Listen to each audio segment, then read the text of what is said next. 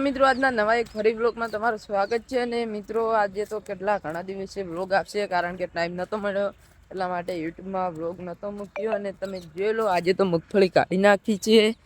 અને મગફળી પણ સારી બેઠી પણ વરસાદ પડવાના કારણે થોડી માપે જ બેઠી છે પણ આમ તો લોટ થઈ છે મગફળી તમે જોઈ લો અને આ ખેતરની તો આખી મગફળી કાઢી નાખી છે અને અમારા કાકાના ખેતરમાં તો હજી ઊભી છે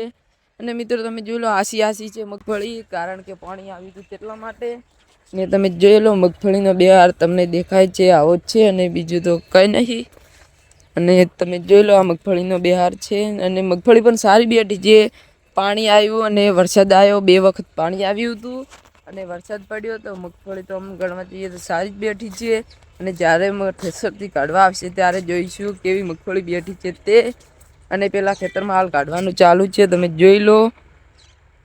હાલ પેલા ખેતરમાં કાઢવાનું ચાલુ છે અને પછી તો મિત્રો તમે વ્લોગમાં બન્યા રહેજો તમે જોઈ લો આ ખેતરની મગફળી કાઢવાનું ચાલુ છે અને પેલી મકાઈ વાયેલી હતી તે કાપી નાખી અને હાલ મગફળી કાઢવાનું ચાલુ છે તમે જોઈ લો ને પેલા ખેતરની તો બધી મગફળી કાઢી નાખી છે અને તમે જોઈ લો પાણી આવવાના કારણે અહીંયા ખાડો પડ્યો હતો અને તમે જોઈ લો કેટલો ખાડો દેખાય છે તો મિત્રો થોડા ઘણી હાથ પડી ગઈ છે અને તમે જોઈ લો મગફળી પણ આખી કાઢી દીધી છે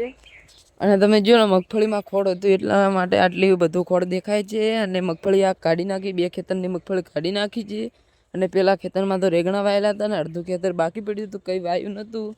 અને મિત્રો આજના વ્લોગમાં તો બસ આટલું ને આજનો વ્લોગ સારો લાગે તો લાઈક અને સબસ્ક્રાઈબ કરતા જજો મળીશું બીજા વ્લોગમાં બધાને જય માતાજી જય દ્વારકાધીશ।